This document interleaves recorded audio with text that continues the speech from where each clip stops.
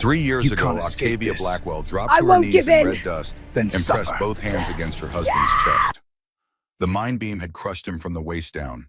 His blood pooled dark beneath the Wyoming sun, seeping into earth that would never give it back. She pumped his chest, counted compressions the way the traveling doctor had taught her. 1, 2, 3, 4. Breathe again. Her hands cramped. Her voice cracked, calling his name. Matthias stared at the sky with eyes that saw nothing, lips moving without sound. The other miners stood back. They'd pulled him from the collapse, but their work was done. This was women's business now. Death and birthing. The bookends of life that men preferred to witness from a distance. Octavia tore her petticoat, packed the wounds. The fabric turned crimson in seconds. She could see bone, could smell copper and something worse, something internal and ruptured. Her medical training, such as it was, told her the truth her heart refused to hear. Matthias's hand found hers. His fingers were cold despite the July heat. Deed, he whispered. Blood flecked his lips. Hidden. Blood vault. Trust Silas. Don't talk, Octavia said. Her voice was steady. Her hands were steady. Inside, she was screaming. Save your strength. Crimson Spring, he knows. Caspian knows. Matthias's grip tightened. Don't trust. The sentence died unfinished. His hand went slack. His chest stopped fighting her compressions. The light in his eyes became the flat shine of a thing instead of a person. Octavia kept working on him for another hour, long after rational hope had fled, long after the miners had drifted back to town with their eyes downcast and their mouths shut. She worked until her arms gave out and the sun started its descent and the first coyote called from the ridge. Then she sat back in the blood-soaked dirt and did not cry. There would be time for tears later. Years of them, as it turned out. But in that moment, she made herself a promise. She would not break. The territory broke women every day. Broke them with childbirth and cholera and the casual violence of men who believed might made right. Broke them with loneliness and labor and the slow grinding poverty of frontier life. Broke them until they were bent, things hollow, things ghosts in cotton dresses, who moved through their days without seeing. Octavia Blackwell would not be one of them. She stood, wiped her hands on her ruined dress, walked back to town with her spine straight and her head high. And when Caspian Blackwell rode in 3 days later asking about the deed, before he asked about the grave, she saw exactly who he was. A vulture, waiting for death so he could feed. Now 3 years later, they had tied her to the blood wheel in the center of Crimson Valley's town square. The wheel stood 12 feet tall, an ancient thing of iron and wood that predated the town itself. Some said it was brought west by early settlers. Others claimed it was older than that, built by hands that worship gods with names no one spoke anymore. It had seen hangings and brandings and public floggings. It had drunk so much blood over the years that rust and iron had become impossible to distinguish. Octavia stood with her arms spread wide, wrists bound to the spokes. The rope bit deep, her shoulders screamed. The summer sun hammered down on the crown of her head like the fist of an angry god. The crowd had gathered, 60, maybe 70 people packed into the square. Shopkeepers and miners, ranchers and their wives. Children pressed against their mothers' skirts, eyes wide with the awful fascination of witnessing someone else's destruction. Caspian Blackwell stood on the steps of the town hall. He wore a black suit despite the heat. His hair was oiled back from a face that resembled Matthias only in the most superficial ways. Same bone structure, same broad shoulders. But where Matthias had carried kindness in the set of his mouth, Caspian wore cruelty like a second skin. This woman, Caspian said, his voice carrying to every corner of the square. Let my brother die in the dirt. She had medical training. She had the knowledge to save him. And she watched him bleed out because she wanted what he had. The crowd murmured. The sound rolled over Octavia like a wave of judgment. That's a lie. Octavia's voice came out raw but clear. I worked on him for hours. I did everything I knew how to do. His injuries were beyond anyone's skill. Caspian didn't look at her. He looked at the crowd playing to them like an actor on a stage. She married my brother for his land, the Blackwell Ranch with its water rights and mineral claims. And when marriage didn't give her full control, she let him die to inherit it all. I loved your brother, Octavia said. The words scraped out of her throat. I held his hand while he stopped breathing. Where were you, Caspian? Where were you when he needed family? A flicker of something crossed Caspian's face. Not shame. Something colder. Calculation. I was in Cheyenne, he said smoothly, conducting business for the family mining operations. The same operations that employ half the men standing in this square. He paused, letting that sink in. And I hold a claim to the Blackwell Ranch that predates my brother's marriage. The land is mine by right of blood. This woman is a pretender and a widow who couldn't keep her husband alive. Judge Cornelius Mordain sat in a chair brought from the town hall, his considerable bulk spilling over its sides. He was Caspian's cousin on his mother's side, a fact everyone knew but no one mentioned. His appointment to the territorial bench had raised eyebrows from here to Cheyenne, but appointed he was, and his word carried the weight of law. The court has reviewed the claims, Mordain said, mopping his sweating face with a handkerchief. In light of the widow Blackwell's failure in her wifely duties and given the elder Blackwell claim, I hereby declare the property in question to be transferred to Caspian Blackwell, effective immediately. The gavel hit the portable table so hard the wood cracked. Octavia's vision blurred. Not from tears, from rage so pure it turned the world white at the edges. You can't do this, she said. Matthias signed the deed over to me before witnesses. I have legal standing. You have nothing, Caspian said. He descended the steps, walking toward her with the lazy confidence of a man who had already won. No papers, no proof, no power. Just the charity of the court, which I have generously convinced Judge Mordain to extend by allowing you to keep your personal effects and leave the valley with your dignity intact. He stopped 3 feet from the wheel, close enough that she could smell the pomade in his hair, the whiskey on his breath masked by peppermint. Or, he continued, voice dropping to something only she could hear, you can continue this unseemly display of defiance, and I will ensure you leave with nothing, not even the dress on your back. Octavia met his eyes, pale blue like ice over deep water, the kind of cold that killed you while you were still trying to understand how you'd fallen in. Do your worst, she said. Caspian smiled. It didn't reach his eyes. Deputy, he called. I believe Mrs. Blackwell needs more time to contemplate the wisdom of accepting the court's mercy. Leave her here until sunset. Let the town see what becomes of women who overreach. The deputy, a thin, nervous man named Fletcher, shifted his weight from foot to foot. Mr. Blackwell, sir, it's powerful hot today. Maybe just an hour or two. Sunset, Caspian repeated. His voice held no room for negotiation. Fletcher swallowed and nodded. The crowd began to disperse. Slowly at first, then with gathering speed as people remembered they had business elsewhere. Shops to run, children to feed. Lives that didn't require them to witness a woman's humiliation in the full glare of the afternoon sun.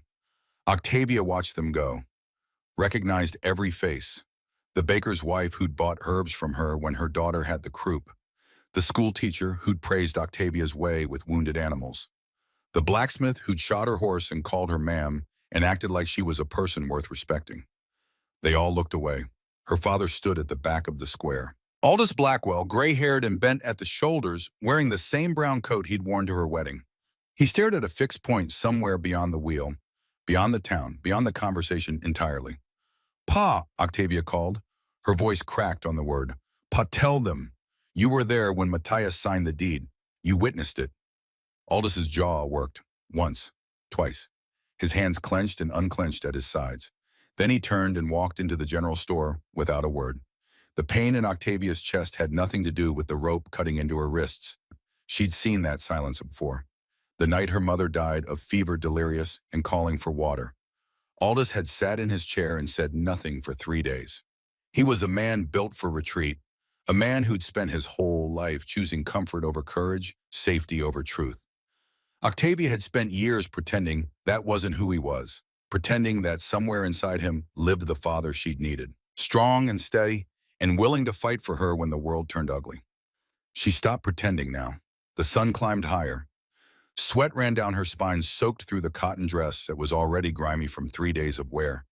The rope held her arms spread so she couldn't wipe her face. Flies landed on the raw skin at her wrists. She bit her tongue to keep from crying out. An hour passed, maybe 2. Time became strange when you couldn't move, when pain and heat blurred into a single continuous pressure that filled the world. A few boys threw stones, small ones, nothing that drew blood, but enough to make her flinch. One woman, the baker's wife, brought a cup of water and held it to Octavia's cracked lips. Drink, she whispered, and don't say my name. Octavia drank. The woman disappeared back into the afternoon shimmer. By midday, only a handful of people remained. An old man dozing on a bench, 2 miners sharing a bottle in the shade. Deputy Fletcher, who sat on the town hall steps looking miserable and avoiding Octavia's gaze. The square baked in silence. That's when Octavia heard it. Hoofbeats, not from town, from the Eastern Ridge Trail, the one that ran along the canyon rim and down through the boulder fields. A single rider moving with deliberate purpose. The sound grew louder. Fletcher stood hand-moving to his gun belt. The miner stopped drinking. The old man on the bench opened one eye. The rider appeared at the edge of the square. He sat astride a black horse, tall and lean, with a bearing that suggested military training or aristocratic breeding, or both. He wore a long coat despite the heat-dark wool that fell past his knees. His hat was pulled low, shadowing his face. But Octavia could see his hands on the reins. Gloved, steady, the hands of someone who'd never doubted his right to be wherever he was. He rode straight to the blood wheel without slowing. The horse's hooves kicked up small clouds of dust. The stranger dismounted in a single fluid motion, boots hitting the ground with barely a sound. He stood for a moment looking at Octavia, then at the ropes, then at the empty square around them. "How long have you been here?" His voice was low, rough, like stones dragged over sand. Octavia studied him. He was perhaps 35, though something in the way he held himself suggested older. His face was weathered, marked by a scar that ran from his left cheekbone to his jaw, pale and old. His eyes were gray-green, the color of winter water. Still and deep and difficult to read. "Long enough," she said. He reached to his belt and drew a knife, not quickly, not slowly, simply like it was the most natural thing in the world. The blade was ornate, silver worked with dark metal, the handle carved with symbols Octavia didn't recognize. But she saw the crest near the hilt, a crown above a spread-winged raven done in such fine detail it could only be the mark of royalty. He cut the left rope first. Octavia's arm dropped, nerveless and screaming with pain. Then the right. She staggered forward, and he caught her elbow just enough to steady her, then let go. "You have somewhere to go?" he asked. "I have a ranch," Octavia said. The words came out bitter. "Or I did. They're trying to take it. Hukayan, Caspian Blackwell, owns the mine. Says his claim predates my marriage. Says I killed his brother by not saving him." The stranger's jaw tightened. Something moved behind his eyes. "Did you?" he asked. Octavia looked him dead in the face. Her wrists burned. Her dress was soaked through with sweat. Her father had turned his back, and her home was being stolen, and this stranger wanted to know if she was a murderer. "I did everything I could," she said, "and it wasn't enough. That's the truth of it. But Caspian doesn't want truth. He wants my land." The stranger nodded once as if she'd confirmed something he already knew. "What's your name?" he asked. "Octavia Blackwell." "Soren Ashencroft." He paused, and in that pause the air seemed to change, to thicken with weight that Octavia couldn't name. "I have a place about 4 miles east. It's not much, but it has walls and water and no one telling you where to stand." Before Octavia could answer, a voice cut across the square. "You're making a mistake, stranger." Caspian Blackwell stood on the town hall steps, flanked by Deputy Fletcher and 2 men Octavia didn't recognize. Hard-faced men with guns on their hips and the look of those who'd done violence for money before and would do it again. Soren turned slowly. He didn't step back, didn't square up for a fight. He just stood there, still as carved stone. "She's not yours to tie," Soren said. "She's a danger to this community," Caspian replied. His voice was calm, controlled. "A woman with ideas above her station and a history of failure. She needs guidance, correction, for her own good." "A history of failure." Soren repeated the words quietly, like he was tasting them. "That what you call a woman who tried to save your brother's life with her bare hands?" Caspian's eyes narrowed. "Who are you?" Soren reached into his coat. The movement was casual, unhurried, but the 2 gunmen tensed hands, drifting toward their weapons. He pulled out a folded paper, held it up, but didn't hand it over. "My name is Soren Ashencroft," he said, and then in a voice that carried to every corner of the square, he added, "Once king of the Nightborn Court, lord of the Eastern Territories, and your neighbor, Mr. Blackwell. I hold the land past Broken Tooth Canyon, recognized by the territorial office in Cheyenne." The effect was instantaneous. Fletcher's face went white. One of the gunmen actually took a step back. Even Caspian's carefully constructed composure cracked just for a moment. His mouth opened, closed, opened again. "You're the Vampire King," Caspian said. The words came out flat, stripped of inflection by shock. "Was," Soren corrected. "I abdicated the throne 50 years ago, but the bloodline authority remains, and I invoke right of sanctuary for this woman." Octavia's mind reeled. Vampire. The word hung in the air like smoke. She looked at Soren with new eyes, saw the stillness that wasn't quite natural, the way he stood in direct sunlight without squinting, the pale scar that marked his face, the kind of wound that should have killed a mortal man. Vampires were legend, stories told around campfires to frighten children. Tales of immortal creatures who walked the night and fed on blood and ruled kingdoms in the dark places of the world where civilization's light didn't reach. But legends didn't cut women down from torture devices in broad daylight. Legends didn't have scars and weathered faces and eyes that held centuries of grief. Caspian recovered his composure, drew it around himself like armor. You have no authority here, Ashencroft. Abdicated means powerless. This is a human matter subject to human law. Then take it to court, Soren said. File your claim. Present your evidence. Let the territorial judge in Cheyenne review it, not your cousin on his mother's side. He tilted his head. Unless you're worried what an impartial review would find, silence. The kind that pressed on eardrums. Caspian's face darkened. He looked from Soren to Octavia and back again. This isn't over, he said. No, Soren agreed. It's not. Caspian turned and walked back into the town hall. The door closed behind him with a sound like a coffin lid. Soren looked at Octavia. Can you ride? I've been riding since I was 6. Then ride with me. Tonight. Get whatever you can carry. We'll figure the rest tomorrow. Octavia shook her head. I'm not leaving my land. I'm not asking you to leave it. I'm asking you to survive long enough to fight for it. The words hit her sideways, because they were exactly what Matthias had said the night the mind support beam cracked right before he told her to run for help. Survive long enough. She looked at Soren, not at the scar, not at the coat, at the way he stood slightly angled, like a man who'd spent years expecting trouble from his blind side. A man who knew what it cost to fail and kept standing anyway. One night, Octavia said, then I come back.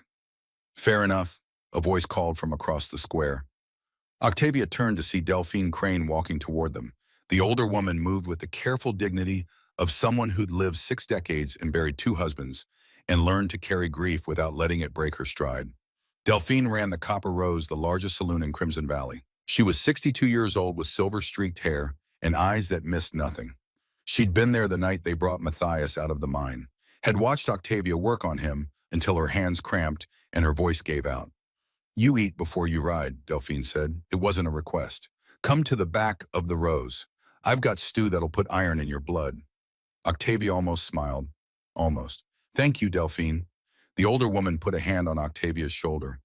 Squeezed once hard enough to communicate everything words couldn't. You're stronger than they know, Delphine said. Then even you know. Don't let them make you forget it. The ride east took them through land so dry the grass had turned to wire. Octavia sat astride her mare, a dun-colored horse named Temperance that she'd raised from a foal. Soren rode ahead on the black stallion, keeping distance between them, not speaking unless spoken to. They passed the boundary marker of what had been Blackwell land. Octavia's throat tightened. 3 years she'd worked this property, planted gardens that the heat killed, mended fences the wind knocked down, nursed sick cattle through brutal winters. All of it, every drop of sweat and blood, built on the foundation of a marriage that had been brief and good and ended in red dust. Now Caspian wanted to take it, wanted to erase her from the land like she'd never existed. Octavia set her jaw and rode on. 4 miles out, the trail dipped into a canyon where shadows pooled like spilled ink. A thin creek still ran despite the drought, fed by underground springs that never fully dried. Trees grew here, twisted things with bark like old leather clinging to life in the seams of the rock. Soren's property sat on a rise above the creek. Calling it a ranch would have been generous. It was a ruin, or had been once something grand. The main structure rose 3 stories, built of stone that had weathered to the color of old bone. Towers flanked the corners, their roofs long since collapsed. Windows gaped like empty eye sockets. Vines crawled up the walls, reclaiming what humanity had briefly claimed from the wild. But parts of it had been restored. The central section showed signs of recent work. New timber shoring up old walls. A roof that didn't leak, or at least not much. Glass in some of the windows. Smoke curling from a chimney, which meant a working fireplace inside. Used to be a monastery, Soren said the first words he'd spoken in an hour.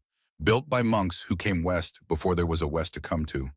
They're all gone now, have been for 100 years, but the bones are good. He dismounted and led his horse to a water trough. Octavia followed, her legs stiff from the ride. The trough was clean, the water clear. She let Temperance drink while she studied the ruins. "How long have you been here?" she asked. 10 years, give or take. And before that, Soren looked at her. Really looked for the first time since they'd left town. His eyes held something old and tired and honest. "Before that, I was king of a people who lived in darkness and fed on blood and thought themselves superior to everything that walked under the sun. I ruled for 150 years, and in all that time I never once questioned whether we had the right." He turned back to the horse, began removing the saddle. "Until I did, and by then it was too late. I wandered for 40 years after I left the throne, never stopping long enough to plant roots or matter to anyone. Then I found these ruins and stopped running." The interior of the monastery was surprisingly livable. The main hall had been converted into a single large room, part kitchen, part living space. A fire burned in the massive stone hearth. Rough-hewn furniture filled the space, handmade but solid. Shelves lined the walls, filled with books whose spines showed the wear of centuries. Soren moved through the space with the ease of long familiarity, lighting oil lamps as the last of the daylight faded through the windows. "There's a room upstairs," he said. "Has a bed, a basin, door locks from the inside. Where will you sleep?" "I don't sleep much." He paused. "It's a vampire thing. We don't need it the way humans do." Octavia absorbed this, tried to fit it into the framework of a world that had suddenly expanded to include things she'd thought were stories.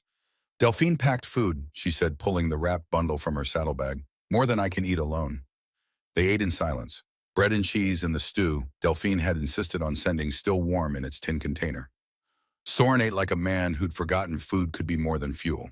Octavia ate because her body demanded it, because she hadn't had a proper meal in 3 days, and riding had burned through whatever reserves she'd had left. After she sat in a chair near the fire and felt the exhaustion hit her all at once, the rope burns on her wrists throbbed, her shoulders ached, her head felt stuffed with wool. "Soren," she said. He looked up from the book he'd been paging through, an old leather-bound tome with gilt edges. "Why did you help me? Real reason." He was quiet for a long time. The fire crackled. Wind moved through the ruins, singing through gaps in the stone with a sound like distant voices. 50 years ago, Soren said finally, "I ordered the execution of a woman named Mira Thornfield. She was accused of treason against the Nightborn court, of conspiring with human hunters to reveal our strongholds. The evidence seemed solid. Testimonies, documents, even a confession, though it came after days of persuasion." He closed the book, stared into the fire. "I signed the death warrant myself, watched as they brought her to the execution platform in chains. She had a daughter, 5 years old. The child screamed for her mother all through the proceedings, screamed until her voice broke. I remember thinking how undignified it was, how unseemly." Octavia's chest tightened.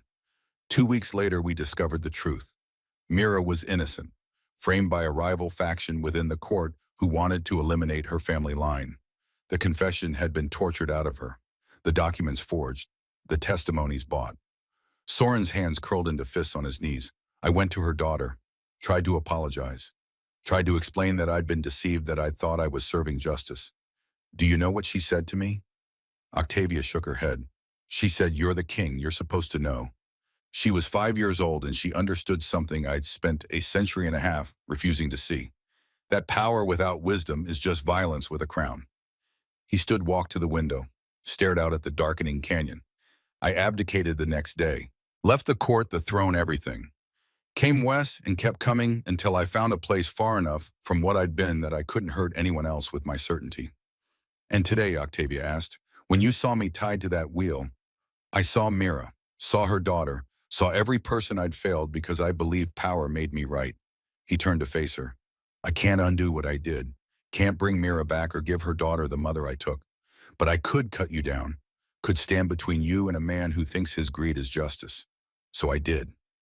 Octavia stood, walked to where he stood by the window, close enough that she could see the pulse in his throat, could smell leather and wood smoke, and something else, something faintly metallic that might have been old blood or just the scent of a creature not quite human. "Thank you," she said.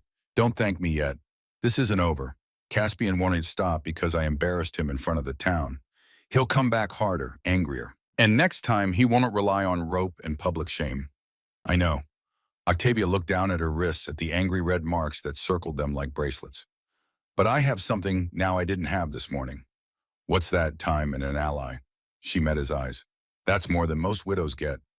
Soren almost smiled. The expression transformed his face, made him look less like an ancient king and more like a man who'd forgotten what hope felt like and was just now remembering. Get some rest, he said. Tomorrow we start planning how to take back what's yours. Octavia climbed the stairs to the room he'd indicated. It was small but clean, with a narrow bed and a basin of water that was blessedly cool. She locked the door not because she feared Soren, but because the habit of protecting herself had become instinct. She washed her face and hands, careful around the rope burns, changed into the spare shift she'd packed in her saddlebag, lay down on the bed and stared at the ceiling. Tomorrow she would fight, would figure out how to prove her claim to the ranch, would stand against Caspian and his bought judge and the weight of a world that crushed women who dared to stand. But tonight, for the first time in 3 years, she didn't have to hold herself together alone. Outside, she heard Soren moving through the ruins, checking locks, banking the fire, the small sounds of someone keeping watch. Octavia closed her eyes. Sleep came slowly, tangled with dreams of blood and rope and a 5-year-old girl screaming for her mother. But underneath it all, deeper than fear, ran a current of something she'd almost forgotten. Not hope exactly, not yet, but the possibility of it, which was enough. Octavia woke to voices. She sat up fast, hard hammering. The room was dark. No, not dark. Pre-dawn dark, the kind that comes just before the sky starts to lighten. The voices came from downstairs. Soren's low and measured. And another. Female. Older. Familiar. Octavia pulled on her dress, wincing as the fabric scraped over her rope-burned wrists, moved to the door and opened it carefully. Delphine Crane stood in the main hall, travel-stained and breathing hard. Her horse was still saddled outside, visible through the open door. I rode straight through, Delphine was saying. Didn't stop. You need to hear this. Soren saw Octavia on the stairs and gestured for her to come down. What happened? Octavia asked. Delphine looked at her. The older woman's face was grave. Caspian moved faster than we thought. He's not waiting for any territorial review. He's claiming the ranch under something called the Widow Incompetence Act. Says you've abandoned the property and failed to maintain it, so it reverts to the nearest male relation. That's not real law, Octavia said. No, but Judge Mordain ruled on it anyway. Signed the papers this morning before most of the town was awake. Caspian's already got men riding to the ranch. Octavia's blood went cold. To do what? Delphine's mouth became a thin line. Burn it, most likely. Destroy the structures. Make it look abandoned so his claim holds. My home, Octavia whispered. Everything Matthias built. There's more, Delphine said. She reached into her coat and pulled out a small object. A locket tarnished silver on a broken chain. Octavia recognized it instantly. Her wedding locket. The one Matthias had given her on their first anniversary, the one she'd worn every day until the chain broke 6 months ago. She'd stored it in her dresser, meaning to get it repaired. One of the boys, Tommy Fletcher, the deputy's son, he's sweet on my barmaid Junie. He snuck this out of your cottage before Caspian's men got there. Thought you might want it. Octavia took the locket with shaking hands, opened it. Inside the small daguerreotype of Matthias Young. And smiling the way he'd looked before the mine, and the dust and the coughing fits that presaged his death. But there was something else, something she'd never noticed before. The locket had a hidden compartment, a tiny seam along the inner edge, almost invisible. She pressed it with her thumbnail, and it sprang open. Inside was a piece of paper folded so small it was barely larger than her fingernail. She unfolded it with trembling hands. Matthias's handwriting, cramped and hurried. If you're reading this, I'm gone. Deed copy with Silas Moorgate, lawyer, Cheyenne. Blood vault phrase, where crimson meets stone. Don't trust Caspian. He knows about the Springsworth. Octavia read it 3 times, her vision blurred. He knew, she said. Matthias knew something was going to happen. He protected me even then. What's it say? Delphine asked. Octavia handed her the paper. While Delphine read, Octavia looked at Soren. What's a blood vault? Soren's expression changed, became intent. It's old vampire magic, a way of sealing documents or valuables so only heirs of a particular bloodline can access them. The phrase is a key. If your husband used one, he was protecting something valuable. Where crimson meets stone, Octavia repeated. What does that mean? Red clay wall, Delphine said slowly. There's red clay in the wine cellar of your ranch. I remember because Matthias joked about it when you were building. Said the earth had iron in its blood. Octavia's heart kicked. The deed. He hid the deed there. Then we need to get to it before Caspian's men do, Soren said. If they burn the ranch, they'll burn the evidence with it. They've got a head start, Delphine warned. Left town 2 hours ago. Soren was already moving at grabbing his coat. We ride hard, we can beat them. The direct trail through the canyon is faster than the road they'll take with wagons and torches. Octavia grabbed her saddlebag. Then we ride. But Delphine caught her arm. There's something else. Something Tommy overheard. The older woman's face was grim. Caspian isn't just taking the ranch for the land. There's something about the water, the spring that feeds your property. Tommy heard Caspian talking to men from Cheyenne. Said the Crimson Spring water has properties. Special properties. That people would pay fortunes for it. Octavia felt the world tilt. What kind of properties?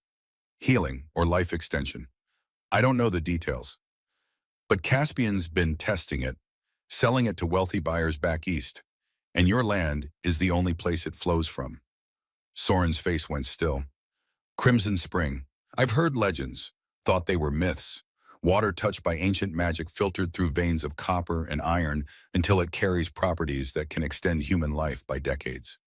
And Matthias knew, Octavia said. Understanding crashed over her. That's why Caspian wanted him gone. That's why the mine collapsed. It wasn't an accident. Delphine nodded slowly. I think Caspian sabotaged it, killed his own brother for water rights worth more than all the gold in Wyoming. Rage flooded Octavia's veins. Not the hot, immediate kind. The cold, calculating fury that burned slow and left nothing but ash in its wake. Then we don't just take back my land, she said. We expose what he did. We make sure everyone knows Caspian Blackwell is a murderer. Soren handed her a rifle from the rack on the wall. First we get the deed, then we get justice. In that order. They rode out into the pre-dawn darkness, 3 figures on horseback racing against fire and greed and the weight of secrets that killed. Behind them, the monastery ruins stood sentinel against the coming dawn. Ahead, smoke was already rising on the horizon. Octavia kicked Temperance into a gallop and didn't look back. They reached the ranch as the first flames touched the barn. Octavia pulled Temperance to a hard stop on the ridge overlooking her property. Below in the gray light before dawn, 6 men moved with torches. They'd already set fire to the hay stores. The dry timber caught fast flames climbing toward the sky with a roar that reached even this distance. Soren dismounted in one fluid motion. How many entrances to the cellar? 2, Octavia said. Her voice came out flat, distant, like she was describing someone else's burning home. Main stairs from the kitchen, exterior door on the west side. They'll be watching both. Delphine pulled her rifle from its saddle holster. But there's enough smoke now they can't see clearly. We move fast, we might get in before they notice. Soren looked at Octavia. His eyes held a question. She nodded once. I'm not watching my home burn twice. Let's go. They rode down the ridge at an angle using the smoke and pre-dawn darkness as cover. The men below were focused on their work, methodical in their destruction. Professional. This wasn't random violence. This was calculated erasure. Octavia recognized 2 of them. Mine workers who'd tipped their hats to her in town, who'd bought medicinal herbs when their children took sick. Now they threw torches through her windows like it meant nothing. Caspian's money bought loyalty, or at least bought the appearance of it. They reached the exterior cellar door while the men were occupied with the barn. Soren pulled it open and hinges screaming in protest. The sound was lost in the roar of the fire. Inside the cellar was dark and close. It smelled of earth and old wine, the particular musk of underground spaces that never fully dried. Octavia's eyes adjusted slowly. Wooden barrels lined the walls, most empty now, relics of the small wine operation Matthias had tried to start before the mine work consumed him. Where crimson meets stone, Octavia whispered. She moved through the cellar, running her hands along the walls. Limestone, fieldstone, more limestone. Then her fingers found it, a section of wall that felt different, rougher. She pulled out a match, struck it. The small flame illuminated red clay. Iron-rich earth packed between the stones, so dark it looked almost like dried blood. Here, she said. Soren pressed his palm against the wall. It's sealed. Vampire magic like I thought. You'll need to open it. How blood. Your blood. If Matthias keyed it to your bloodline, your blood is the only thing that will work. Octavia pulled the small knife she carried for cutting herbs, pressed the blade against her palm, drawing a thin line of red. The pain was sharp and immediate. She pressed her bleeding hand against the red clay. For a moment, nothing happened. Then the wall began to glow. faint at first, then brighter, pulsing with a light that had no visible source. The clay seemed to move to shift like liquid instead of solid earth. A section of wall swung inward with a grinding sound. Behind it, a small cavity. And inside that cavity, wrapped in oilcloth, two objects. A deed. Heavy paper official seals Matthias's signature bold at the bottom. And a journal. Leather-bound, the pages thick with his handwriting. Octavia grabbed both. Her hands shook as she unwrapped the deed, confirming what she already knew. Legal transfer of the Blackwell Ranch to Octavia Winslow. Blackwell signed and witnessed, dated 6 months before Matthias's death. "We need to go," Delphine said from the stairs. "Fire's spreading. They'll check the cellar soon." But Octavia had opened the journal, her eyes caught on the first page. "If you're reading this, my dear wife, then I am gone and you are fighting. I'm sorry. I hoped I was wrong about Caspian, about the danger. But I've learned things in recent weeks that I cannot ignore. The Crimson Spring is not natural, or rather it is more than natural. The water flows through veins of copper and iron, yes, but also through something older. The land beneath our ranch was once sacred ground to people who understood blood and earth in ways we've forgotten. You carry their legacy, Octavia. Your mother never told you, but I pieced it together from old records in her dying words. You descend from the Crimson Heart bloodline, keepers of sacred waters, healers who could purify corruption with nothing but their presence." Octavia's vision blurred. She read faster. "This is why the spring water is so potent on our land. Your blood, your very presence purifies it, makes it more than medicine, makes it something that can extend human life by decades. Caspian discovered this. I don't know how, but he knows. He wants to control you or control the land. Either way, he sees you as a resource to exploit, not a person to protect. I've done what I can. Filed the deed in multiple places. Created this vault keyed to your bloodline. But if you're reading this, it wasn't enough to save me. There is one more thing. A man named Soren Ashencroft lives in the ruins past Broken Tooth Canyon. He is vampire, yes, but also friend. I helped him with research into something called blood redemption, a ritual that can restore a vampire's humanity through selfless sacrifice. If things become desperate, seek him out. Tell him I sent you. He will understand debt and honor in ways most men have forgotten. Be strong, my love. You are more than you know." Matthias. Octavia closed the journal. Her throat was so tight she could barely breathe. Matthias had known, had protected her with paper and magic and secrets, had sent her to Soren before he ever died. "Octavia," Soren's voice was urgent. "We have to move. Now." She grabbed the journal and deed, shoved them into her coat. They ran up the cellar stairs and out into chaos. The entire barn was engulfed. Flames had spread to the house, licking at the porch where she'd sat with Matthias on summer evenings planning a future that would never come. One of the men saw them, shouted. Others turned, reaching for guns. "Ride," Soren commanded. They ran for the horses. Behind them, shots cracked in the smoky air. Octavia felt a bullet whip past her ear, close enough to make her hair move. Then Soren was between her and the gunman, moving faster than any human could move, his coat flaring behind him like dark wings. He didn't draw a weapon. Didn't need to. His presence alone made the men hesitate, made them remember what he was. Vampire King. Even fallen, even exiled, still terrifying. Octavia reached her temperance and vaulted into the saddle. Delphine was already mounted, rifle trained on the closest gunman. Soren swung onto his black horse in one impossible motion. "Go."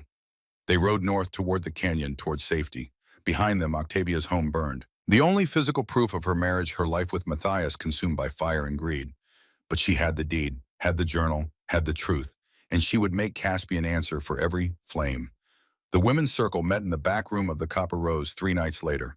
12 women ranging in age from 20 to 70. They sat in a rough circle on mismatched chairs and upturned crates. A single oil lamp burned in the center, casting long shadows on the walls. Delphine stood at the head. "Most of you know why we're here." Octavia Blackwell's ranch was burned. Her claim contested by Caspian Blackwell under false pretenses. Judge Mordain ruled in his favor without proper review. "Mordain's in Caspian's pocket," said Helen Pritchard, the baker's wife. She was 43, thin as a rail, with hands permanently dusted with flour. "Everyone knows it." "Knowing and proving are different things," said another woman. Adelaide Colton, school teacher, sharp-eyed and sharper-tongued. "We need evidence. Legal grounds. Something that holds up in a real court, not Mordain's theater." "We have evidence," Octavia said. She laid the deed on the crate that served as their table. Matthias filed this 6 months before his death. It predates any claim Caspian could make. The women leaned in, examining the paper. Reading the signatures, the official seals the legal language that proved ownership. This is solid, Adelaide said. She taught reading and writing to the valley's children. If anyone could parse legal documents, it was her. With this, Caspian's claim falls apart. Unless Judge Mordain rules it invalid, Junie said. The youngest of them, barely 20, she worked as a barmaid in the Copper Rose. Pretty in a way that made men underestimate her, smart in a way that let her hear everything they said when they thought she wasn't listening. He can claim forgery, claim duress. He's done it before. Then we don't go to Mordain, Octavia said. We go to Cheyenne. File with the territorial court directly. Matthias's journal says he filed a copy with a lawyer there. Silas Morgate. If we can get his testimony, combine it with this deed, we have a case even Mordain can't corrupt. Delphine nodded slowly. It's a 2-day ride to Cheyenne, and Caspian will know the moment you leave town. He'll send men after you. Then I don't go alone. All eyes turned to Octavia. I need witnesses, she continued, women willing to testify about what they saw, what they know. Delphine, you were there the night Matthias died. You saw me try to save him. I did, Delphine said, and I'll swear to it in any court that asks. I heard Caspian talking, Junie said quietly. Night after the barn burned, he was drunk celebrating with his men. Said something about how Matthias was getting too curious about the spring water, about how accidents happen in mines all the time. The room went silent. You're saying he killed his own brother? Helen whispered. I'm saying he as good as admitted it when he thought no one important was listening. Junie's jaw set. I'll testify to that too. One by one, the other women spoke. Small pieces of evidence, fragments of overheard conversations, observations about Caspian's movements in the weeks before Matthias's death. None of it was conclusive alone, but together woven into a single testimony, it painted a picture. Murder, fraud, conspiracy. We need to be careful, Adelaide said. Caspian controls the mine. The mine employs most of the men in this valley. You stand against him publicly, those men lose their wages. Their families starve. Some things are worth starving for, said a voice from the back. Everyone turned. Iris Thornton stood in the doorway, 90 if she was a day bent with age, but steady-eyed. She'd been in the valley longer than anyone had seen it grow, from a mining camp to a town. I buried 3 sons. Iris continued, shuffling into the room. Lost them to the mines, to collapses and cave-ins and accidents that weren't accidents. Just men dying because profit mattered more than safety. She looked at Octavia. Your husband was a good man, tried to change things. Caspian killed him for it, sure as I'm standing here. You fight him, girl. We'll stand with you. Octavia felt her eyes burn. Thank you. Don't thank me yet. Standing's the easy part. Winning's hard. Iris lowered herself onto a crate with a grunt. Now what's this I hear about a vampire? The room shifted. Tension coiled like a snake preparing to strike. Soren Ashencroft, Octavia said. She kept her voice level.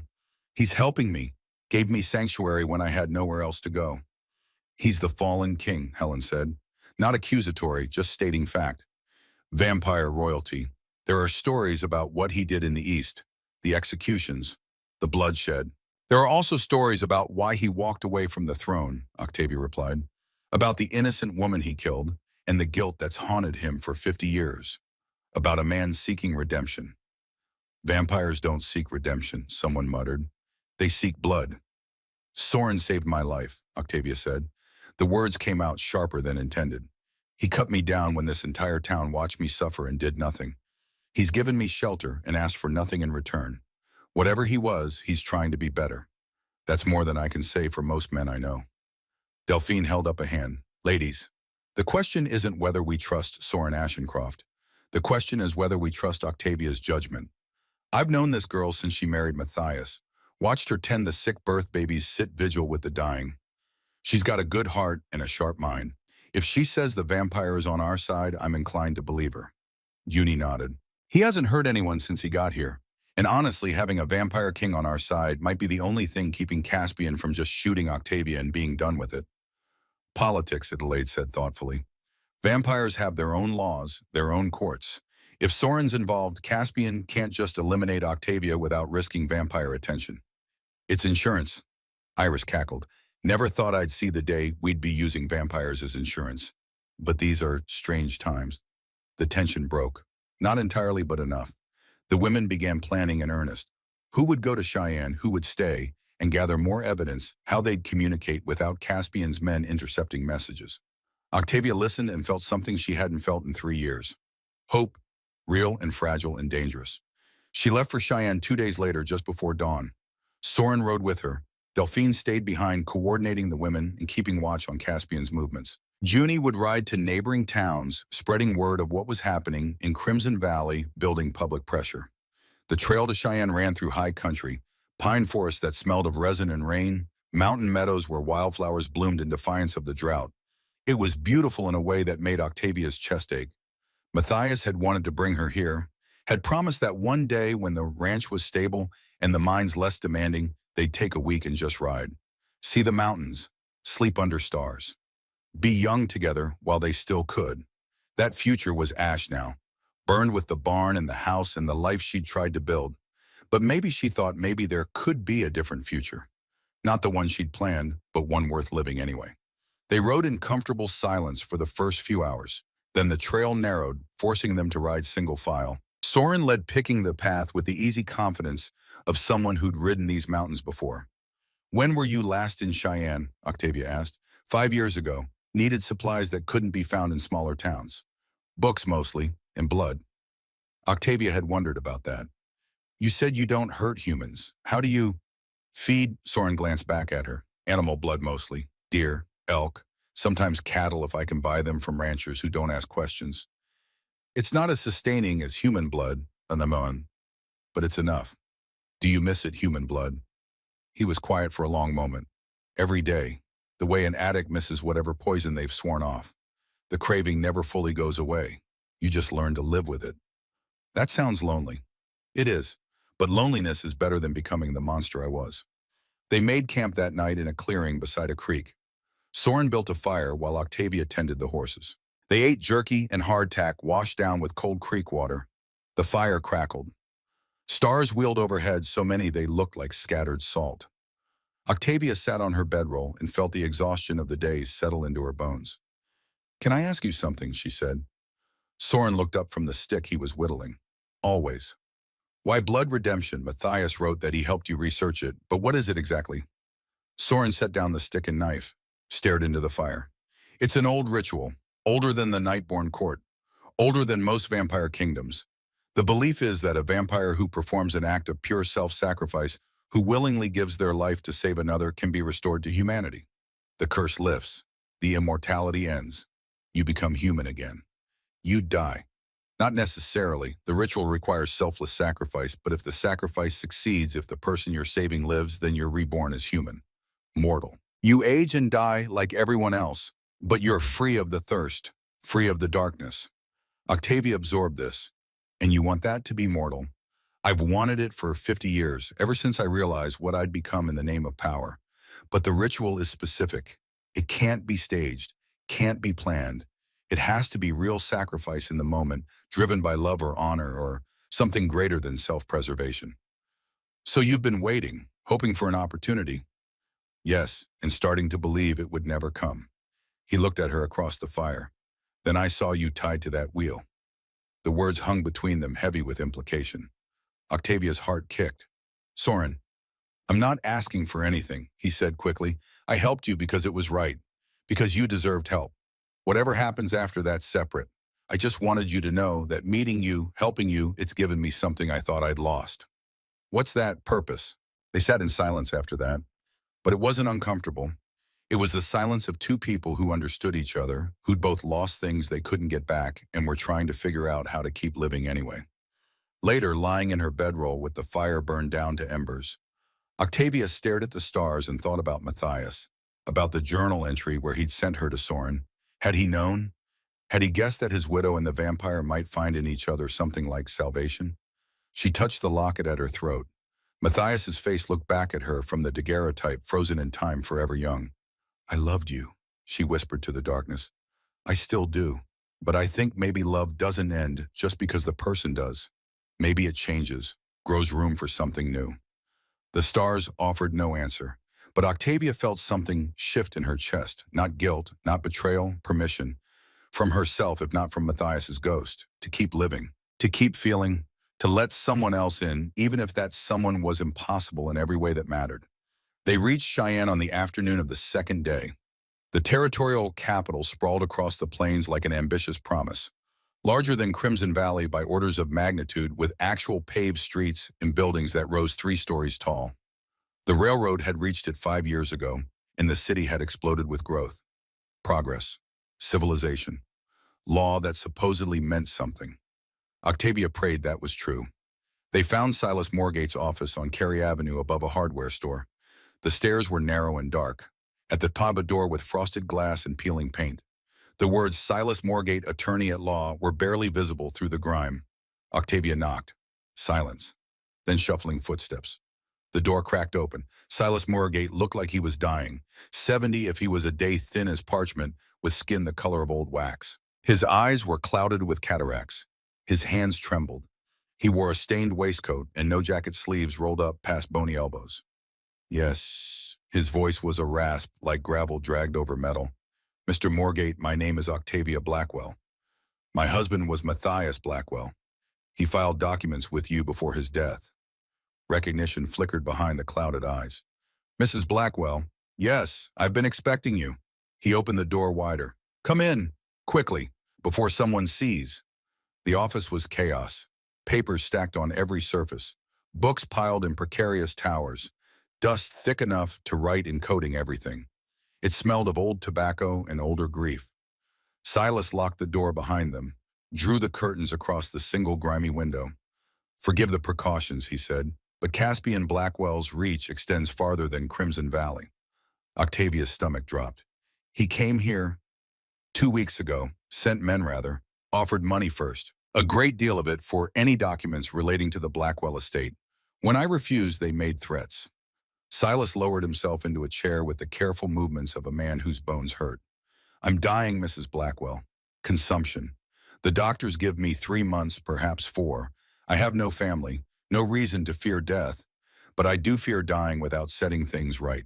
He pulled a leather folder from beneath a stack of papers, opened it with shaking hands. Inside, 2 documents, the deed identical to the one Octavia carried, and a letter of intent signed by Matthias explicitly naming Octavia as sole heir.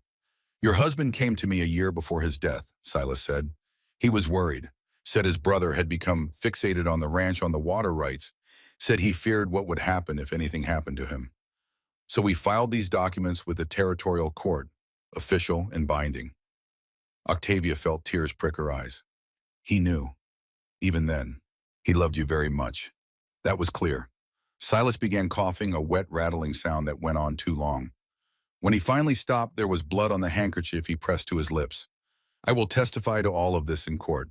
Will swear under oath that Matthias's intent was clear and his fear of his brother legitimate. Thank you, Octavia whispered. Don't thank me yet. There's a complication. Of course there was. Silas pulled another document from the folder. Octavia recognized Caspian's signature at the bottom. 2 weeks ago, after his men failed to bribe or threaten me, Caspian filed his own claim. Backdated it to 6 months before Matthias's marriage to you. Claims the deed you hold was created under duress, that Matthias wasn't of sound mind when he signed it. That's a lie, Octavia said. Of course it is, but it's a lie with legal weight. The territorial court will have to review both claims. Determine which has precedence. That process takes time. Weeks, perhaps months. And during that time, Caspian's possession of the property stands. Octavia's hands clenched. So even with your testimony, even with the deed, I'm still in limbo. In legal terms, yes, but Mrs. Blackwell, this is where things become interesting. Silas leaned forward. Caspian's backdated document is clever, but it's also sloppy.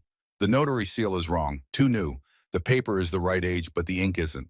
I've been practicing law for 45 years. I know forged documents when I see them. Can you prove it? I can testify to my suspicions, can point out the inconsistencies. Whether a judge chooses to investigate is another matter. Soren, who'd been silent until now, spoke. What if the testimony came from someone with legal authority beyond the territorial level? Silas looked at him, really looked, seeing past the hat and coat to what lay beneath. You're a vampire, he said flatly. I am. And you're helping Mrs. Blackwell because her husband was my friend, and because I owe a debt to the concept of justice I spent too many years perverting. Silas studied him for a long moment. You're Soren Ashencroft. I thought you were legend. I wish I was. would make the guilt easier. Something passed between the two old men, some understanding that transcended species and circumstance. Vampire law still holds limited recognition in territorial courts, Silas said slowly. A testimony from royalty, even abdicated royalty, carries weight. If you were to invoke Lex Sanguis, the ancient blood law, you could freeze property transfers pending investigation. It would buy time. How much time? Octavia asked. Enough to properly investigate Caspian's claims, to subpoena records, to build a real case instead of relying on one man's corrupt ruling. Then I'll do it, Soren said. Silas nodded. I'll file the paperwork tomorrow. We'll testify that Matthias's deed is legitimate and that Caspian shows signs of forgery. Combined with your invocation of Lex Sanguis, it should be enough to force a real review. Octavia felt hope kindle in her chest. Thank you, both of you. Save your thanks, Silas said. Caspian won't take this lying down. Once he learns you've been here, that we've filed these motions, he'll escalate. You need to be prepared for that. We are, Octavia said, but she wondered if that was true. If anyone could really be prepared for the violence men like Caspian unleashed when cornered. They stayed in Cheyenne that night at a boarding house that asked no questions and charged by the hour. Octavia lay awake on a narrow bed listening to the city sounds through thin walls. Voices, laughter, the distant whistle of a train. A knock at her door made her sit up fast. It's me. Soren's voice, quiet, urgent. She opened the door. He stood in the hallway, coat over his arm, face grim. What happened? Someone's spreading word about us. About me. He handed her a piece of paper. It was a wanted poster. Not official, just cheap print on cheaper paper, but effective. At the top, a crude drawing of Soren's face, the scar exaggerated into something demonic. Below in bold letters, Vampire King Ashencroft, fallen tyrant, known associate of Widow Blackwell. Beware dangerous. And at the bottom in smaller print, the Widow Blackwell consorts with vampires. Questions her fitness to hold property. Reports sightings to Caspian Blackwell, Crimson Valley mining. Concern. Octavia's hands shook as she read it. He's turning the town against me, she whispered. Making it about you. Making people afraid. He's smart. Attacking your claim wasn't working, so he's attacking your character. Vampires make easy villains. And a widow who trusts one, Soren's jaw tightened. That plays right into every fear people have. What do? You distance yourself from me, publicly. Tell people I forced you, threatened you, whatever story lets you keep your reputation intact. No. Octavia. No. She looked up at him, met those winter water eyes. I'm done letting fear dictate my choices. You saved my life. You've helped me fight for my home. I won't repay that by calling you a monster to save my reputation. Your reputation is the only thing protecting you right now. People won't testify for a woman they think is corrupted by vampire influence. Then I'll convince them otherwise. I'll stand in front of the whole town and tell them the truth. That you're seeking redemption. That you've shown me more honor than most humans ever have. And if they can't accept that, if they choose prejudice over truth, then they were never going to help me anyway. Soren stared at her. You understand what you're risking. I understand that some things are worth risking everything for. Justice, truth, loyalty. She paused. Friendship. The word hung between them.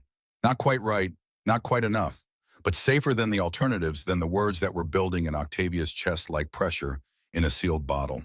Soren reached out, hesitated, then gently took her hand. His skin was cool, not cold, like river stones in shade. Tomorrow we ride back to Crimson Valley, he said, and we face whatever comes together. Together, Octavia agreed. They stood in the hallway of a cheap boarding house, holding hands like children, and made a promise neither of them was certain they could keep. But it was a promise nonetheless. They rode back to Crimson Valley in a single day, pushing the horses harder than was wise. The town had changed in their absence. Posters like the one Soren had shown Octavia covered every surface. Nailed to walls, posted on shop windows, tacked to the bulletin board outside the general store. People stared as they rode down Main Street, some with fear, some with curiosity, a few with open hostility. Reverend Thaddeus Holbrook stood on the church steps watching them pass. His expression was troubled, but not condemning. Delphine waited outside the Copper Rose. Her face was grim. Town meeting tonight, she said without preamble. Caspian called it, says there's a matter of public safety to discuss. Octavia dismounted. He's going to try to turn them against me. Already has partially. These posters, the whispers. Half the town is scared you've brought a vampire into their midst. The other half is scared of what Caspian will do if they defend you. Then I'll speak, Octavia said. At the meeting, I'll tell them the truth. They might not listen. They might not. But I have to try. Delphine nodded slowly. The women's circle will be there. Front row. We won't let you stand alone. Thank you. Uni appeared in the doorway of the saloon.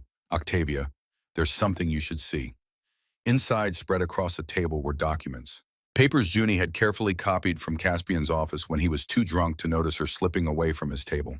Mining reports, financial ledgers, correspondence with buyers in the East, and there in Caspian's own handwriting records of water sales. Crimson Spring water bottled and sold for astronomical prices. Labeled as life extension elixir and marketed to wealthy buyers who'd pay anything to cheat death a few more years. He's made a fortune, Junie said, and none of it's been reported to the territorial office. He's evading taxes, probably other laws too. Octavia stared at the papers. This is evidence, real evidence of fraud. It's more than that, Adelaide said. She'd been studying the documents with her teacher's eye for detail. Look at the dates. Water sales started 6 months before Matthias died, and there's a gap, right here in the week before the mine collapse. No sales, no shipments, like Caspian was distracted by something. Like planning his brother's murder, Octavia said softly. The women looked at each other. The weight of what they were holding, what they'd uncovered, settled over the room like a shroud. We bring this to the meetings, Delphine said. Present it publicly. Force Caspian to explain. He'll deny it, Junie warned. Say it's forged. Let him. The more he denies, the more questions people ask. And questions are what we need. The town hall filled an hour before sunset. Every chair taken. People standing along the walls. Children pressed against their parents.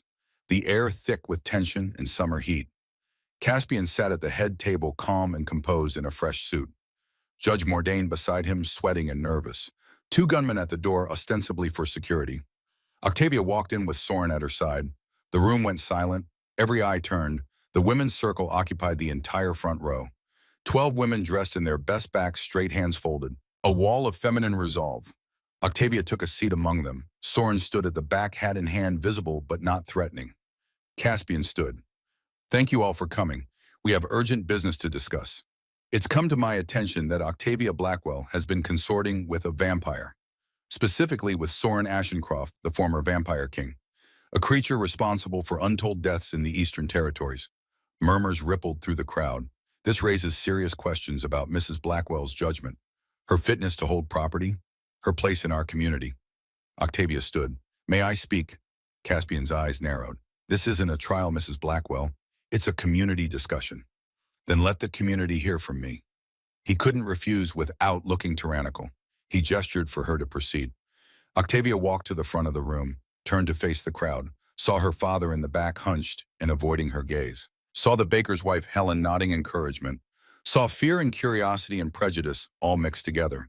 My name is Octavia Blackwell, she began. Her voice carried clear and strong. 3 years ago, my husband died in Caspian's mine. I tried to save him, failed, and I've carried that failure ever since. She took a breath. 5 days ago, I was tied to the blood wheel in the square, accused of letting Matthias die to steal his property. Left in the sun for hours while this town watched. Not one person came to help me. Guilty faces looked away.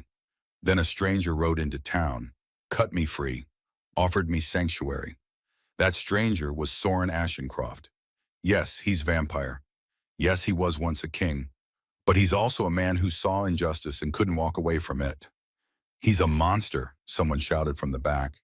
He's a person seeking redemption, Octavia countered, trying to atone for past sins by doing right in the present, which is more than I can say for some men in this room. She looked directly at Caspian. My husband didn't die in an accident.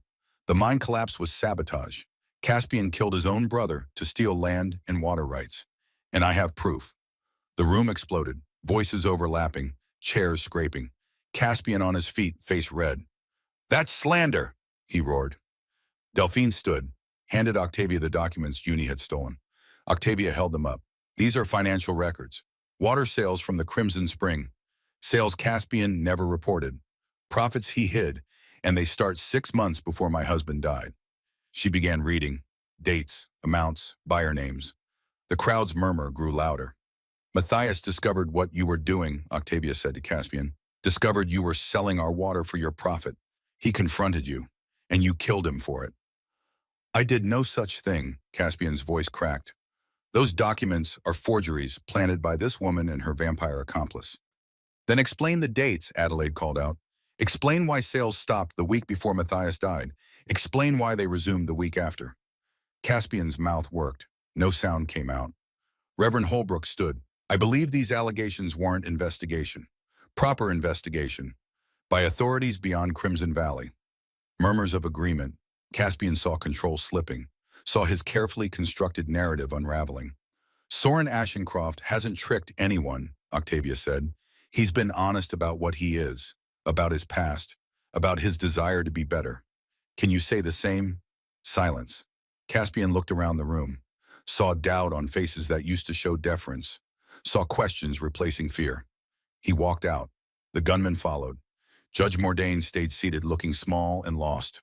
The crowd erupted into discussion. Arguing, questioning, the silence that had protected Caspian for so long finally broken. Octavia sat down. Her legs shook, her hands trembled. But she'd done it. She'd spoken truth to power, and the town had listened. Delphine squeezed her hand. That took courage. It took desperation, Octavia corrected. Courage is when you have a choice. You had a choice. You chose right. Octavia looked to the back of the room. Soren was gone. Slipped out during the chaos, probably. He understood spectacle. Understood when his presence helped and when it hindered. But she knew he was listening. Somewhere in the darkness outside, keeping watch. And somehow that made her feel less alone than she'd felt in 3 years. The territorial marshal arrived in Crimson Valley 3 days after the town hall meeting. His name was Ezekiel Thorne. He stood 6'4" in his boots with a weathered face that suggested 50 hard years and eyes that missed nothing. He wore a long coat with the territorial seal embroidered on the breast, and he carried papers signed by the governor himself. Octavia met him outside the Copper Rose. Delphine stood beside her, and behind them the women's circle. 12 women who'd decided silence was more dangerous than speech. Mrs. Blackwell, Thorne said, tipping his hat, I've reviewed the documents you filed with the territorial court. Interesting reading. And Octavia's heart hammered. This man could validate everything or dismiss it all with a stroke of his pen. And I have questions. For you, for Caspian Blackwell, for half this town. He looked around the square at the faces peering from windows and doorways. I also have a warrant to inspect the Blackwell Ranch in the Crimson Spring. Need to verify certain claims about water properties and illegal sales. The ranch burned, Octavia said. Caspian's men destroyed it. So I heard. That's another crime to add to the list. Thorne pulled a folded paper from his coat. I'm placing Caspian Blackwell under investigation for fraud, property destruction, tax evasion, and suspected involvement in his brother's death. If he's smart, he'll cooperate. If not, the marshal shrugged. Well, the law has ways of encouraging cooperation. Relief flooded through Octavia, so sudden and strong her knees nearly buckled. Thank you, she whispered. Don't thank me yet. Investigation isn't conviction. And Blackwell's got money and connections. This won't be easy or quick. Thorne's eyes shifted to someone behind Octavia. And you must be the vampire. Octavia turned. Soren had emerged from the alley beside the saloon, moving with that preternatural quiet that marked him as other.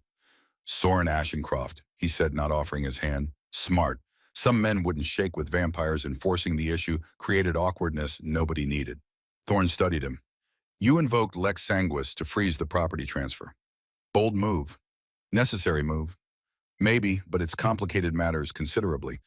Vampire law and territorial law don't always align neatly. Thorne tucked the warrant back into his coat. However, your testimony regarding the timeline of events and the legitimacy of Mrs. Blackwell's claim has weight. I'll need a formal deposition. You'll have it. Thorne nodded, looked back at Octavia. Where's your father, Aldous Blackwell? I need to speak with him, too. Octavia's mouth went dry. I don't know. Haven't seen him since the town meeting. Find him. His testimony matters. He was present when your husband signed the deed. His word could corroborate the claim. If he'll speak, Octavia thought, if shame hasn't silenced him permanently. They found Aldous in the last place Octavia expected, the church. He sat in the back pew alone, hat in his lap. The afternoon sun streamed through the simple glass windows, painting everything in shades of amber and gold. He looked smaller than Octavia remembered, diminished. Reverend Holbrook stood at the altar, polishing the brass candlesticks. He saw Octavia enter and nodded toward Aldous, a silent communication. He's been here for hours. Octavia walked down the aisle. Her footsteps echoed on the worn floorboards. Soren stayed near the door, giving her space for this conversation. She slid into the pew beside her father. For a long moment, neither spoke. I've been a coward my whole life, Aldous said finally. His voice was rough, like he'd been crying or drinking or both. Your mother knew it. Used to tell me I was born with a spine made of water, bent whichever way the current pushed. Octavia said nothing, waited. When you were born, I promised her I'd be better, stronger, be the kind of father a daughter could be proud of. He laughed, bitter and broken. Made that promise and broke it every day after. Pa, let me finish, please. He gripped his hat tighter. When they tied you to that wheel, I stood there, watched you suffer, heard you call my name, and I walked away because I was afraid. Afraid of Caspian, afraid of losing what little I had, afraid of everything. Tears ran down his weathered face. He didn't wipe them. I don't deserve forgiveness. Don't even deserve the chance to ask for it. But I need you to know something. He reached into his coat, pulled out a sheaf of papers worn and creased from handling. After the meeting after you spoke and everyone saw what Caspian really is, I went to his office. He was drinking, raging, talking to himself like a madman. He didn't hear me come in. Aldous spread the papers on the pew between them. These are mine reports from the day Matthias died. The real reports. The ones Caspian had locked away. They show he ordered support beam removal the day before the collapse. Called it efficiency. But it wasn't. It was murder. Octavia stared at the documents. Her hands shook as she picked them up, seeing her husband's death spelled out in engineering notes and foreman's signatures. I took them, Aldous continued. Stole them from his desk while he was too drunk to notice. Because I finally understood something. Silence makes you complicit, and I've been complicit in too much evil by staying quiet. He looked at her, really looked for the first time in longer than she could remember. I can't undo the past, can't bring Matthias back or give you the father you deserved. But I can do this, can testify, can give the marshal what he needs to lock Caspian away for the rest of his miserable life. Octavia's vision blurred. Why now? Why not years ago? Because I finally found something worth being brave for. My daughter, fighting for her life and her home while her own father stood by and watched. His voice broke. I'm sorry, Octavia. I'm so goddamn sorry. She wanted to stay angry, wanted to hold on to the hurt and betrayal like armor. But looking at this broken man, this father who'd failed her in every way that mattered, she felt something else. Not forgiveness. Not yet. But the possibility of it. The marshal needs to see these, she said quietly. Today. I know, I'll take them to him myself. Aldous stood unsteady. After that, I'm leaving Crimson Valley. Going east, away from the mines and the memories and the man I've been. Maybe I can't be a good father, but at least I won't be a coward who stood by while his daughter fought alone. Pa, Octavia stood too. You don't have to leave. I do, for both of us. So you can build something new here without me being a reminder of everything that went wrong. He touched her cheek, brief and gentle. Be happy, daughter. You've earned it more than anyone I know. He walked out of the church. Octavia watched him go, this stranger who wore her father's face, and felt something inside her chest crack open. Soren materialized at her side. You all right? I don't know what I am. She wiped her eyes. He was terrible. Is terrible. But he's trying. That has to count for something. It does. Not enough to erase the past, but enough to make the future different. Soren paused. Redemption isn't about deserving it. It's about doing the work anyway. Octavia looked up at him. Is that what you tell yourself when the guilt gets too heavy? Every single day. Reverend Holbrook approached, having given them privacy for the family conversation. Mrs. Blackwell, Mr. Ashencroft, might I have a word? They followed him to a small office behind the altar. The walls were lined with books, theological texts, and philosophy, the collected wisdom of a man who'd spent his life trying to understand God and humanity. Holbrook sat behind a simple desk, gestured for them to sit. I've been pastor in this valley for 20 years, he began. Married couples, buried the dead, baptized babies. And in all that time, I've learned one fundamental truth. Evil flourishes when good people remain silent. I'm not here for a sermon, Octavia said more sharply than intended. Not a sermon, an apology. Holbrook's face was grave. I watched you suffer in that square. Said nothing, did nothing. I told myself I was preserving my position, my ability to minister to the community. But the truth is simpler. I was afraid. He looked at Soren, and I was prejudiced. Against you, against what you are.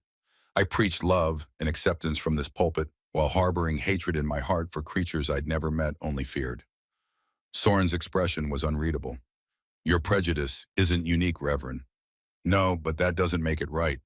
Holbrook stood, walked to the window overlooking the small cemetery beside the church. Your husband is buried there, Mrs. Blackwell. Matthias Blackwell. I presided over the funeral. Said all the right words about God's plan and eternal rest, but I didn't fight for him in life. Didn't stand against Caspian when it mattered. Why are you telling us this? Octavia asked. Because tomorrow I'm preaching a sermon about silence and complicity, about how faith without action is just performance. And I wanted you to know first. He turned to face them. I'm also testifying to the marshal about Caspian's character, about the threats he's made, about the corruption I've witnessed and excused. Octavia felt something shift. The town was turning.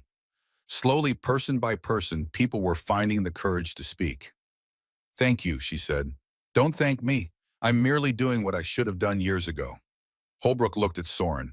And Mr. Ashencroft, I owe you a particular apology. I called you monster from this very pulpit. Used your presence as an example of spiritual danger. I was wrong. Soren was quiet for a long moment. I have been a monster, Reverend. You weren't entirely wrong. You were a monster, past tense. What you are now is a man seeking to be better.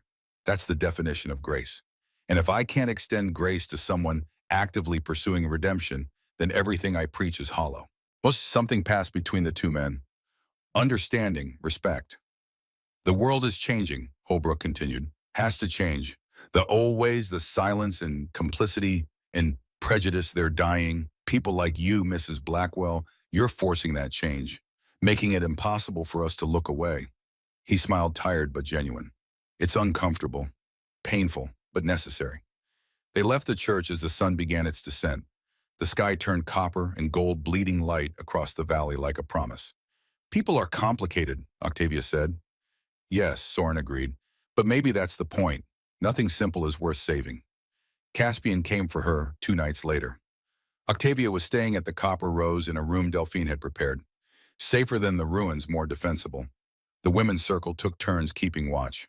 Tonight it was Junie's shift. The girl burst through the door at midnight, eyes wild. They're coming, 6 men. Caspian's leading them. They've got torches and guns. Octavia was already moving, pulling on her boots, grabbing the rifle Delphine kept loaded in the corner. Where's Soren? Watching the north approach. He saw them too. Sent me to warn you. Downstairs, Delphine was barricading the doors. Other women appeared from rooms and shadows armed with whatever they could find. Rifles, shotguns, one woman with a cast-iron skillet that could crush a skull. They're not taking this building, Delphine said. Her voice was iron. Not without a fight. The riders appeared on Main Street. 6 horses, 6 men with faces wrapped in bandanas, torches painting everything in hellish orange light. Caspian rode at the center. No bandana. He wanted everyone to see his face. Wanted them to know this was his fury. Octavia Blackwell, his voice carried through the night. You've got one chance. Come out. Face the consequences of your lies. Or I burn this building with everyone inside. Go to hell, Caspian, Delphine shouted from an upper window. Caspian smiled. It was the smile of a man with nothing left to lose. Have it your way. He raised his torch. That's when Soren appeared, not from the street, from above. He dropped from the roof of the general store across the street, landing in a crouch between Caspian and the saloon. The horses reared, screaming. Men grabbed for guns. Soren stood slowly. Let the torchlight catch his face. Let them see what he was. This ends now, Blackwell. Caspian steadied his horse. You have no authority here, vampire. This is human business. Wrong. The moment you threatened Mrs. Blackwell under my protection, it became my business. And the moment you tried to burn a building full of innocents, it became everyone's business. More figures emerged from the darkness. Marshal Thorne flanked by 2 deputies. Reverend Holbrook with several of the town's men. Adelaide Colton leading a group of women all armed. The whole town, it seemed, had decided Caspian Blackwell's reign was over. You're outnumbered, Thorne said calmly. Outgunned and under arrest. Federal warrant for fraud, arson, and conspiracy to commit murder. Drop the torch and dismount. Or I'll have my deputies drop you from that horse. Caspian looked around, saw the noose tightening, saw his men wavering hands drifting away from their weapons.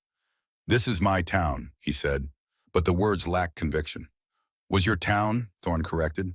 Now it's just a place where you committed crimes. Plenty of those, turns out. For a moment, everything balanced on a knife's edge. Caspian could surrender, could face trial, could accept defeat with some scrap of dignity. Instead, he threw the torch.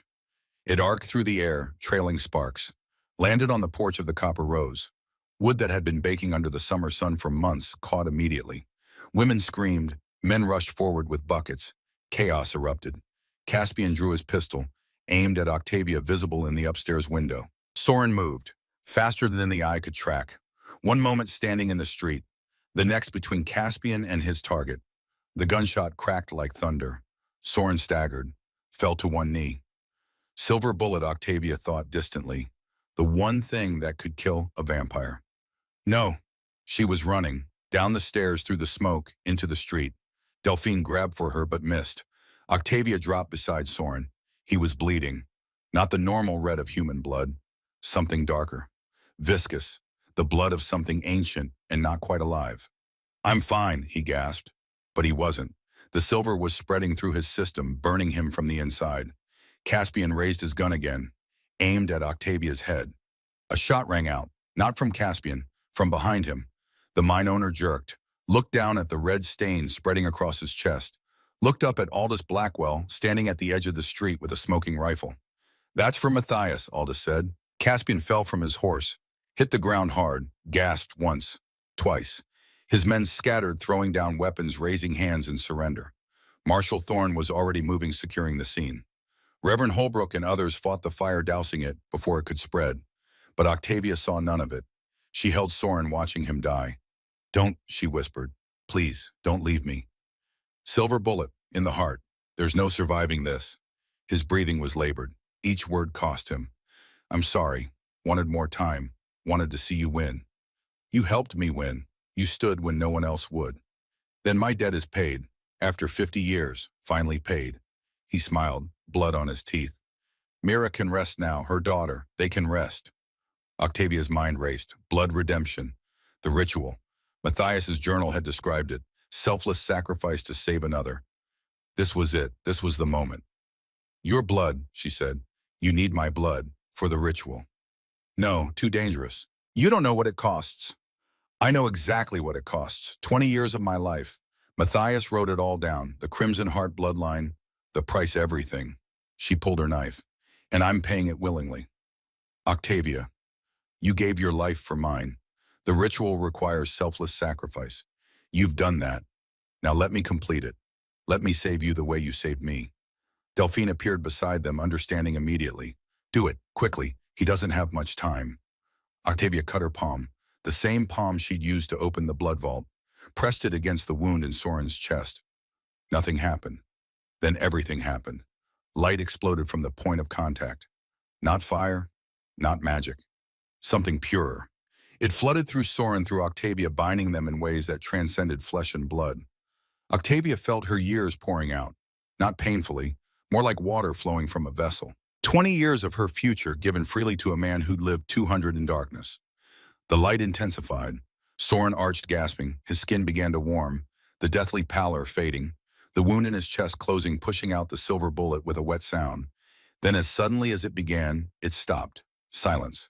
Broken only by the crackle of dying flames and the heavy breathing of two people who'd just cheated death together. Soren sat up, touched his chest. The wound was gone. In its place, a scar, pink and new. Human. He looked at his hands, turned them over, flexed his fingers. I can feel it, he whispered. My heartbeat. Real. Not the half-life of a vampire. Actual blood pumping. Actual warmth. He looked at Octavia with eyes that were filling with tears for the first time in 2 centuries. You saved me. Made me human again. Octavia swayed. The world tilted. Delphine caught her. Easy. You just gave up 20 years. Your body needs to adjust. Worth it, Octavia managed, and meant it. Marshal Thorne approached. Mrs. Blackwell, Mr. Ashencroft, I have questions, a lot of questions, but they can wait until morning. He looked at Caspian's body being covered with a sheet by his deputies. Justice was served tonight. Messy, not how I'd have preferred, but served nonetheless. Aldous stood nearby, rifle hanging loose in his hands. He looked old, tired, but standing straighter than Octavia had seen in years. Will there be charges, he asked, for shooting him? Self-defense, defense of others, multiple witnesses. Thorne shrugged. I'd say you're clear. Might want to leave town for a while anyway. Let things settle. Already planning on it, Marshal. Aldous looked at Octavia, father and daughter separated by years of silence in a street full of ash and blood and justice. Thank you, Pa, Octavia said. He nodded, walked away into the darkness. And Octavia let him go, knowing some relationships were never meant to be mended completely. But they could be ended with grace instead of bitterness. That was enough. The territorial court ruling came 6 weeks later. The Blackwell Ranch was legally and irrevocably Octavia's. Caspian's fraudulent documents exposed. His hidden profits seized. His mining operation shut down. Judge Mordain fled to California. Silas Morgate testified from his deathbed, his final act of professional integrity. The territorial governor personally commended his service. Crimson Valley changed. Slowly, the mines reopened under new management. Worker safety became policy. The Crimson Spring was declared a territorial resource, profits going to community development instead of one man's greed.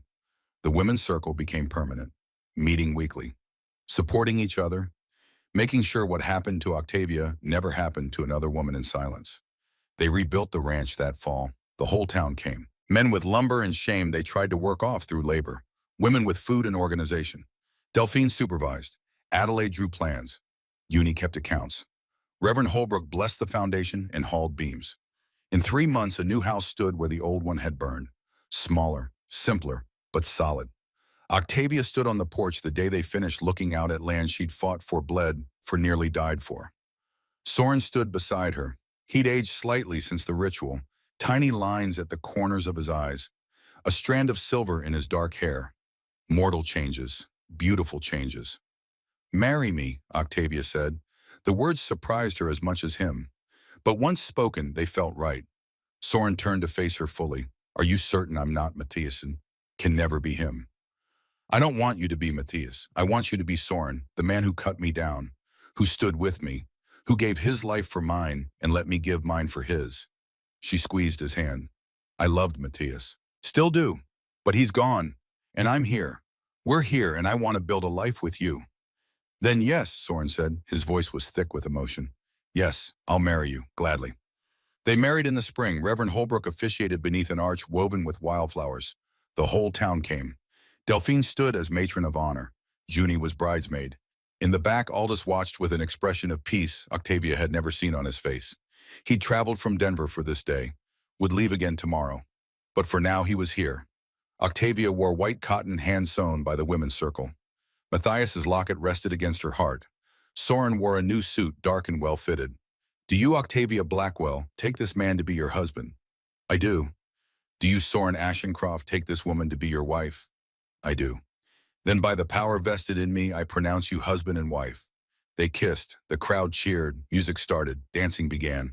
And for the first time since Matthias died, Octavia let herself feel pure joy.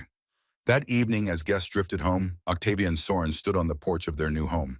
Their home, built from ash and stubbornness and love. Thank you, Soren said quietly, for saving me, not just from the bullet, from 2 centuries of wandering alone. You saved me first. Then we're even. No, Octavia leaned against him. We're just beginning. The years that followed were quiet. The ranch flourished. Octavia ran a clinic using her knowledge and the carefully regulated spring water to heal people who'd gone without care. Soren worked the land, finding peace in building instead of destroying. On a cool autumn evening 6 months after the wedding, Octavia sat on the porch with her hand resting on her belly, feeling the first stirrings of new life. Soren emerged with tea, saw her hand placement, understood immediately. Are you? Yes, 3 months along. He sat beside her, placed his hand over hers, over their child. I never thought I'd have this, he said. Family, future, the chance to be a father. You'll be a good one. I'll make different mistakes than your father did. Probably. but we'll face them together. They sat in comfortable silence as the sunset painting the valley in shades of gold and crimson, the colors of blood and harvest, of sacrifice and abundance. Inside Matthias's journal rested on a shelf, his memory honored but no longer a weight, just a part of the story. One chapter in a book still being written. The baby came in early spring, a boy, healthy lungs and dark hair. They named him Matthias Soren Ashencroft, honoring the past, embracing the future. Octavia held her son and felt the 20 years she'd given away settle into meaning. This child would have less time with her than he might have otherwise, would lose his mother sooner than fair. But he would know her, would be loved, would grow up in a home built on sacrifice and the refusal to let evil win. That was legacy enough. Years passed. Young Matthias grew strong. The women's circle expanded. Uni married. Adelaide became mayor. Delphine ran for territorial legislature and won. Progress. Slow, imperfect, but undeniable. Octavia aged with grace. The 20 years she'd given meant she would die in her 60s instead of her 80s. But she aged with purpose. Soren aged beside her. They grew old together, lines deepening, hair silvering. It was the most beautiful thing she'd ever experienced. On a summer evening in her 63rd year, Octavia sat on the porch with Soren. Matthias was grown now, running the ranch with his own wife and children. "Do you regret it?" Soren asked. The question he'd asked 100 times. The 20 years and not once, Octavia answered. Every year with you was worth a lifetime alone. "I love you," he said. "I love you too." They sat holding hands, watching the sunset, watching their grandchildren play. And Octavia thought about the girl tied to a blood wheel in a dusty square, who'd thought her life was over, who'd believed there was no future beyond grief and loss.